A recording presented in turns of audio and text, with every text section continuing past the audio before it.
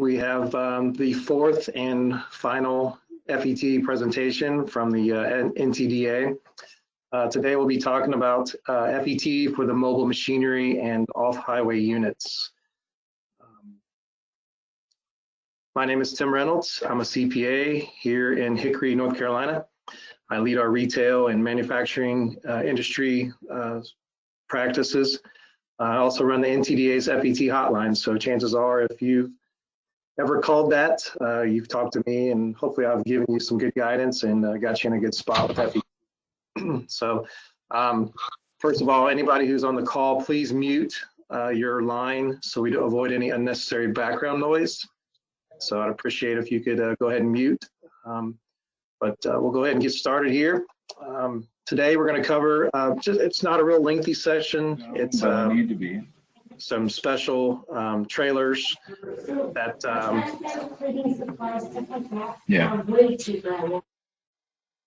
that are common in the industry, but you know, you may run across them here and there. Not sure if you're selling them or not, but here's what we're going to cover. Some of the exemptions under section 4053. Basically, there's about 10 exemptions for various bodies, parts, and other items. We'll focus mainly on the mobile machinery since that's probably the biggest topic or the biggest area where we've seen a lot of exposure and a lot of gray areas with the IRS. So we'll focus on that one primarily.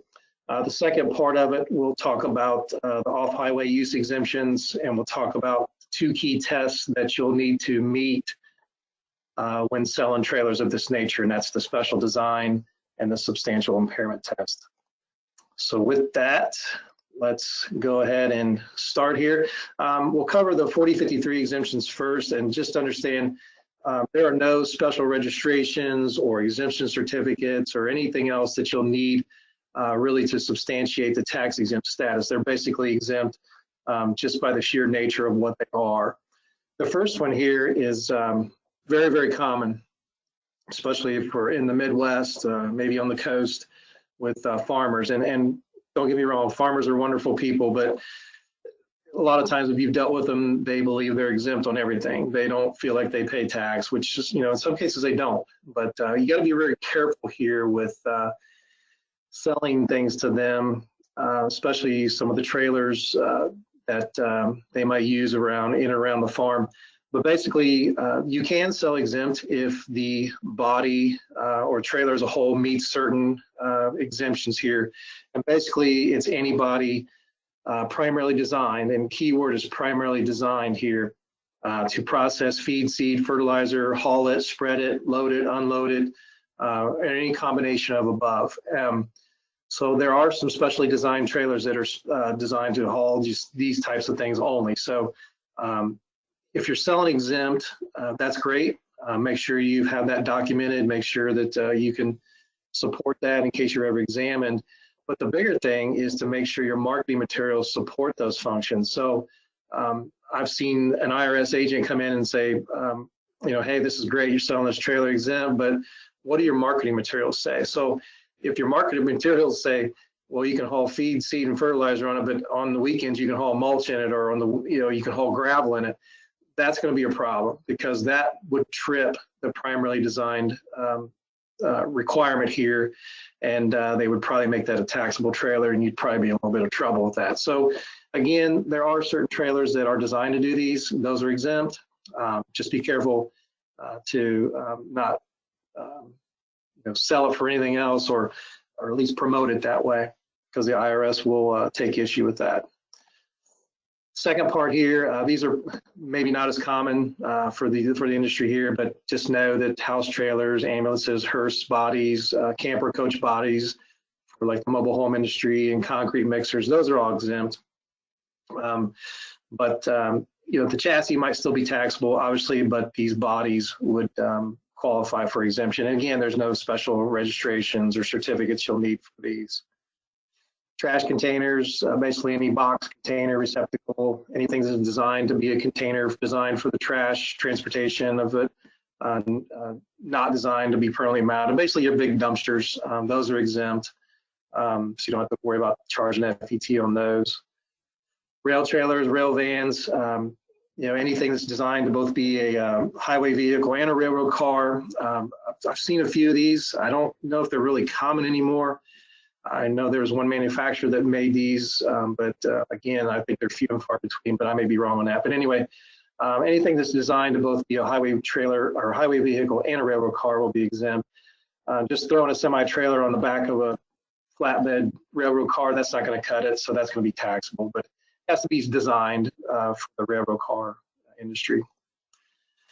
Auto reduction devices, this is probably more, obviously more common in the trucking space, basically designed to provide power services when the main drive engine is off. So temporarily parked on the side of the road, you see the truckers parking on the side of the road at night.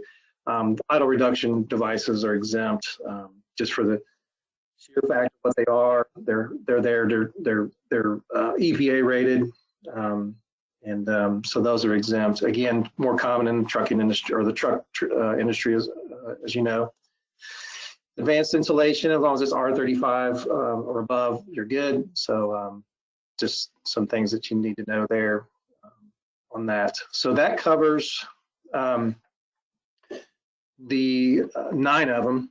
But this one here is probably the most common one that you'll see, depending on what type of trailer you're selling, and it's the mobile machinery exemption. And this is constantly challenged by the agents. But basically, there's a couple of things here. There's 3 things. First, it's any vehicle that consists of a chassis that has a permanently mounted equipment. And that equipment is probably going to be geared towards the construction, manufacturing, farming, mining, drilling. You'll see it in the timbering operations. It could be a crane. It could be a bucket loader. It could be all kinds of things. It could be a saw. It could be anything. But anyway, it's got to be permanently mounted to the body or to the chassis. Sorry. And it's unrelated to the transportation, so it has nothing to do with the transportation of the unit whatsoever. So that equipment that's on it, it's just riding along, it's bolted, and it's, that's why that trailer is dedicated, or that chassis is dedicated solely for that machinery. So that's the first requirement. The second requirement, it has to be specially designed to serve only as a basically a carriage or a mount or even a power source for that equipment. Whether or not it's in operation or not, it could be sitting in the lot, it could be active on a job site, but that chassis needs to be specially designed to that equipment only. The third requirement is, due to that design, it could not, without a substantial modification in structure, you wouldn't have to tear it completely down to its rails and do a lot of heavy lifting on it. But due to that special design, you couldn't really take that chassis and put anything else on it.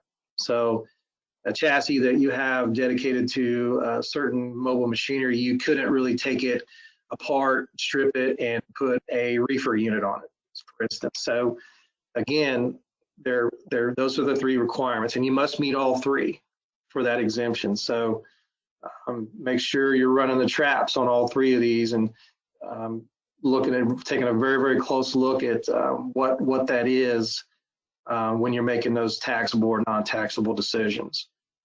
So the exception assumes that the vehicle is roadworthy. It focuses on the design of the chassis. Whether it's solely dedicated to the equipment, things of that nature.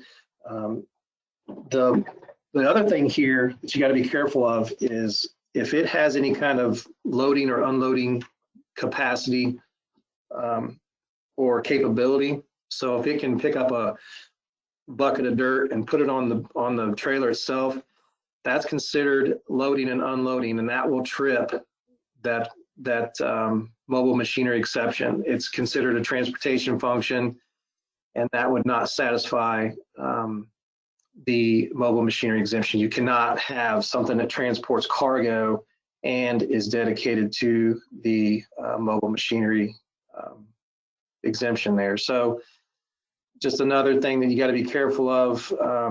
So basically any cargo hauling capacity of the trailer or the chassis, even, even if it does have the equipment mounted on it, regardless of the size, the weight, or if it's on there today or on there on Tuesday or whatever it might be, that's going to fail that specially designed requirement. They do give you a little bit of leeway here. Incidental cargoes such as toolboxes and areas for tools and safety equipment, that's fine. Those won't trip anything. Those will qualify. But anything that you can put on there and transport down the road, it could be a pallet of something or a couple of pallets of something in the mobile machinery, that's going to be a problem because that's considered you're hauling freight at that point in time, and that's not going to work. Again, it requires exclusive dedication. Here's another thing here you got to be careful of. I've seen this, and I'll show you here in a second. But you might have a perfectly exempt chassis here with mobile machinery on it. But if you do any kind of special modifications to that chassis to allow it to transport items other than that designed mobile machinery or equipment, that's going to result in you failing that exception, even if it's not a part of the chassis itself. And I'll give you a good example here where in this case here, the IRS took issue with Florida Power and Light, where we had some electric utility trucks. They were designed with permanently mounted machinery. They probably had the buckets on there that extend up so people can work on the power lines. And the equipment, it was all bolted, everything was good. What they did is they bolted some pencil hooks onto the chassis, which allowed it to transport equipment and supplies and trailers and things of that nature to the job site. Basically, what the IRS ruled was, you've basically modified that to carry transport a load over the highway, and it was then considered dual use, and it didn't meet the special design to serve only as that mobile carriage.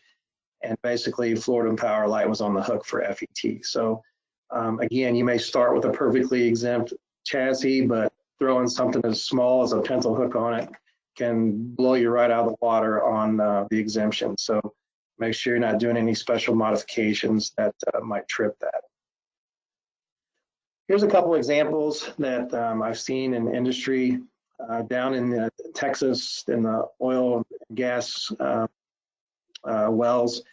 Wireline service units, they're large trucks that basically help supply power to the oil and gas wells and things of that nature. They're basically, you can't really do anything else with those. You can't haul anything in them. They're basically a power unit. Those have been deemed exempt. There's a undercarriage having no identifiable chassis frame. So it transported an antenna unit. This thing was designed nothing, but it couldn't do anything else but haul this antenna around, probably for the cable industry or the TV industry, things of that nature. There's a low boy semi-trailer chassis, permanently mounted equipment to produce steam, specially designed to accommodate a boiler. Probably goes around to natural disasters and creates power or water or whatever it might be. Semi-trailers are designed to be an enclosed stationary shelter for the boiler plant or water treatment system. Those are trailers that basically just supply power and do whatever they do for the boiler and water treatment system functionality. So again, those were just some random examples that were found that might help connect the dots here on exactly what mobile machinery is. Again, those chassis are specially designed. They had no ability to transport anything else other than that, and they were deemed exempt. So just kind of summarize here some of the key concepts, and I can't stress these enough because, like I said, the IRS is they will make you run the traps on this pretty hard to really meet these exemptions. But again, you must have the permanently mounted machinery equipment unrelated to the transportation functions, such as load carrying capacity. It must be specially designed to serve only as that carriage and mount. And without substantial modification, you really couldn't use that chassis to really do anything else with it other than just transport that specially designed machinery or equipment. So again, I can't stress this enough. If selling exempt, be prepared to defend your position with the IRS. So that's mobile machinery. That's some of the 4053, some of the other exemptions. Like I said, the biggest one is going to be the farming exemption, mobile machinery. Those are probably the most common that you'll see in practice. So let's shift gears here and talk about off-highway use, which is another hot area that has really been in the news here in the last few years, but it's also another area where I've seen a lot of taxpayers get tripped up here. So again, similar to the mobile machinery exemption is the off-highway use exemption, and it says that the vehicle must be specially designed for the primary function of transporting a particular type of load other than over the public highway. So it could be a rock quarry, a mine, or anything like that.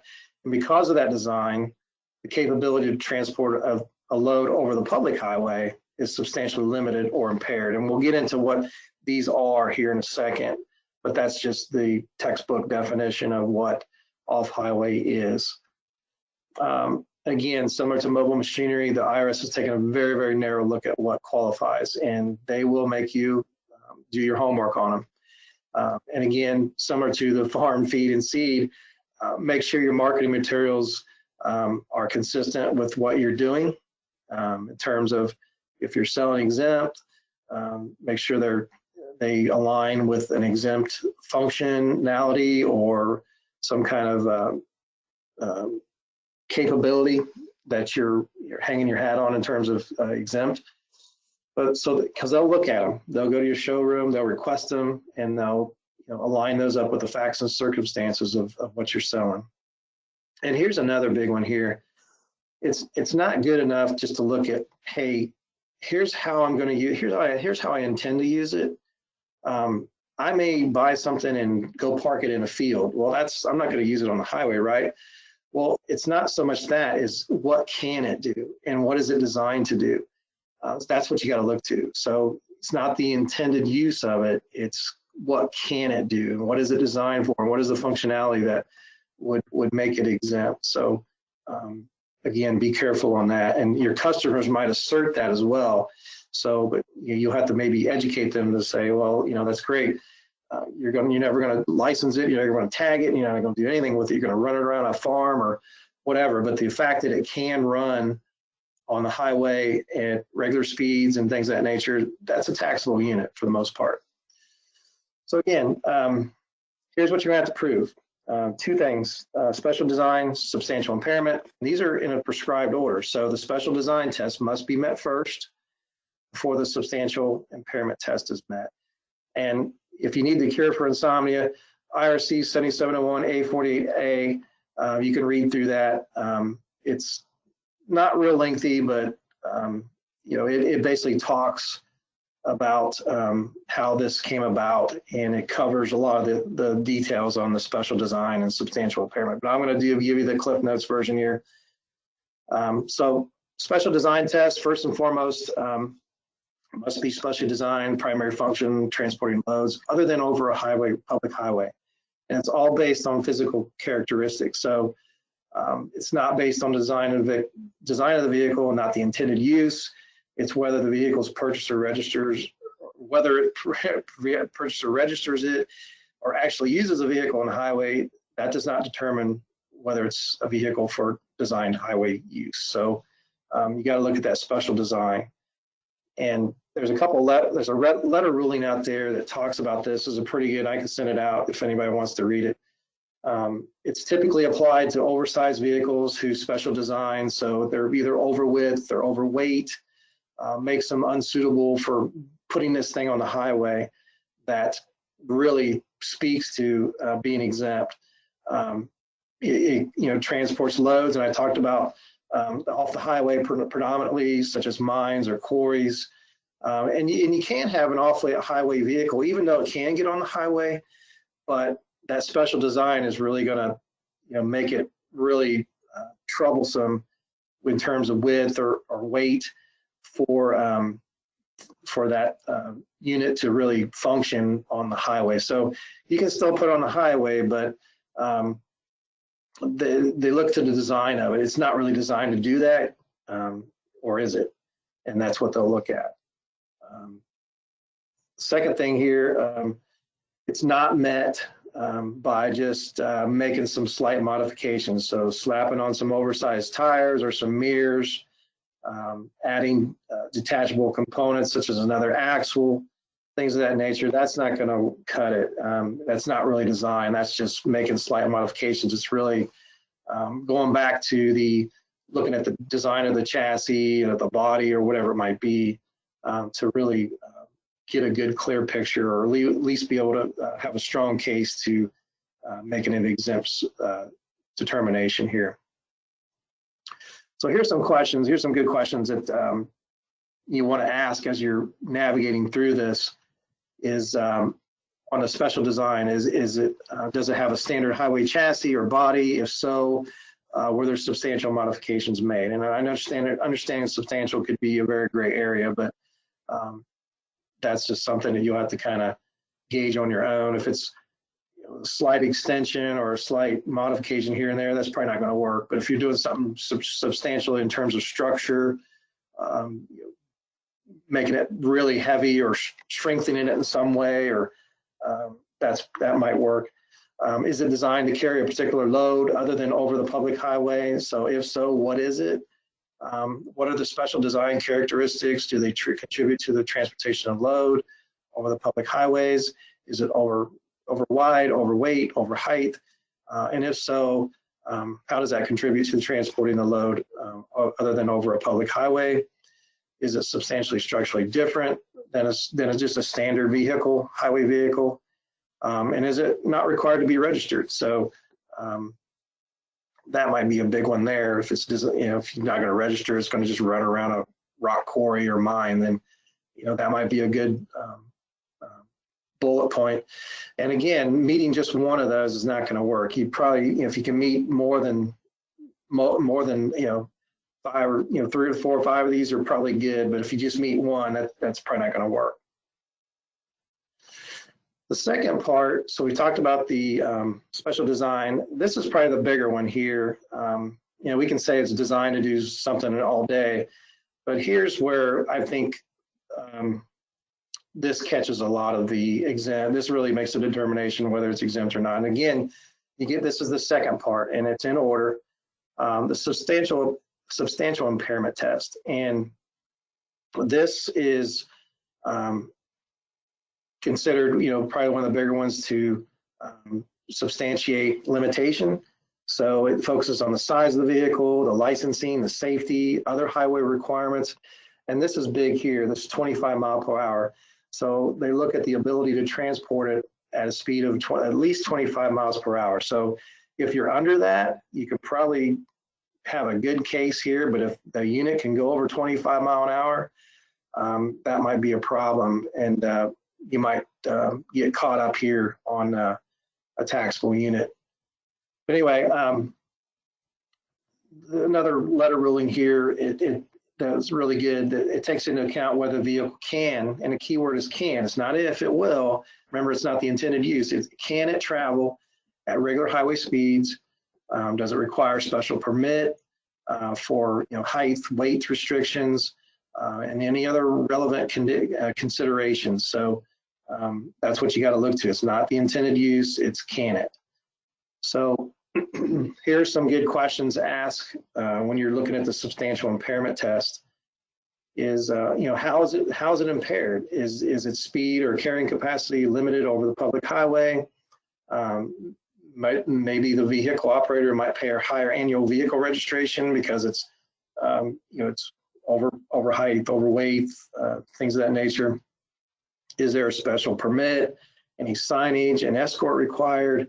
If a permit is required, does the cost increase according to the size and weight?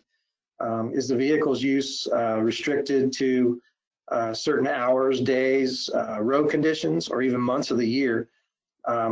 Or can it only go certain distances? And then finally, must it be equipped with special mirrors, flags, lights, all that good stuff, monitoring equipment to travel on the highway? So again, as you're navigating through this, these are some good questions to talk about, or at least substantiate and document in case you're audited or when you're audited. for selling exempt units on how to meet this test here.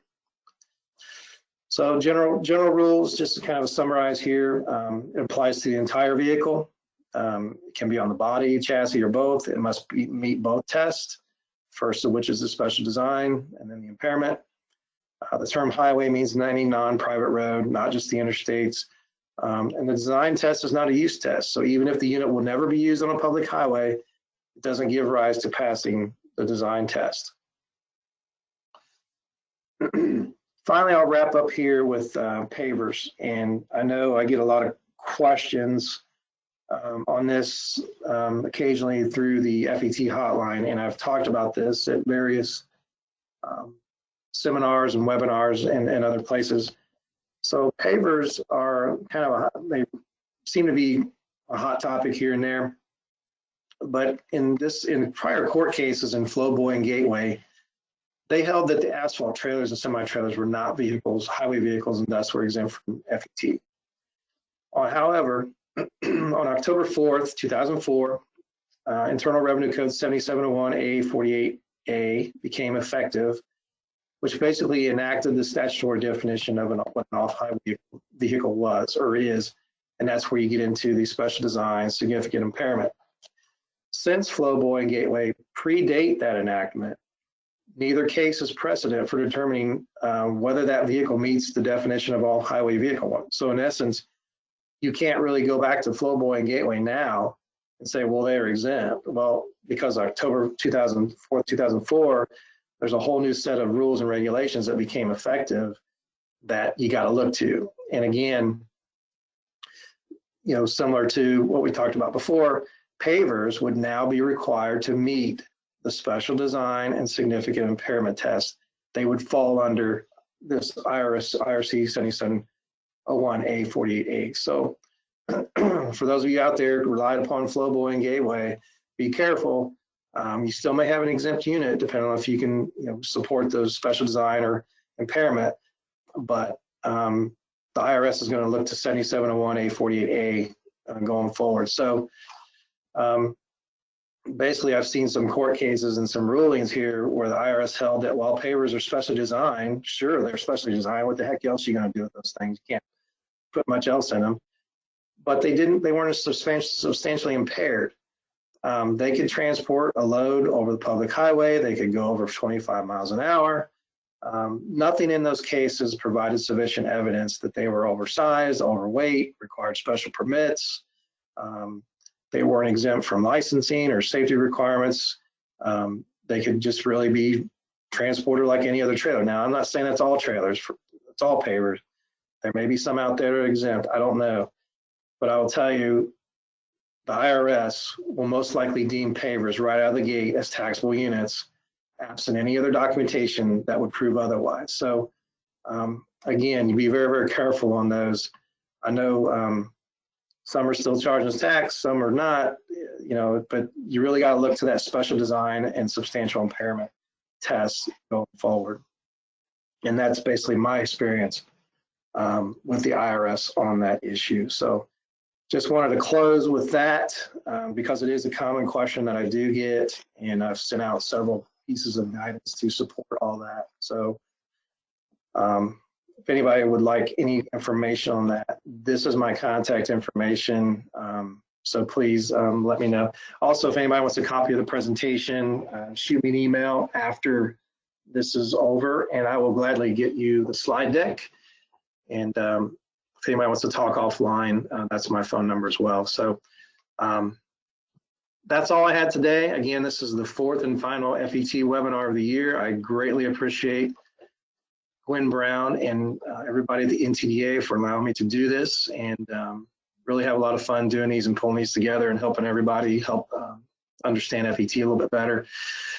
More importantly, thanks to NTDA members. Without you guys, we wouldn't be doing this, and really appreciate your support for the organization, and always enjoy talking to everyone and helping them out with FET. So with that, I will unmute anybody, and anybody has a question, I will try to answer it online here. If not, I will get back to you if I don't know it off the top of my head.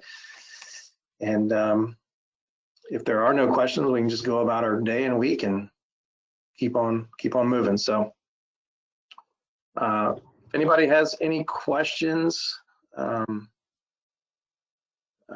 see if I can try to unmute everybody.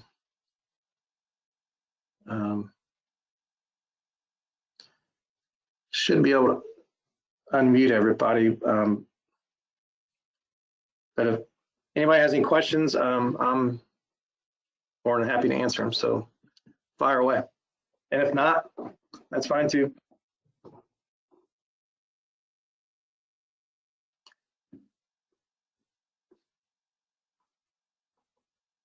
And you're free to go if there's no questions. Or if you want to ask something offline, just give me a call or shoot me an email.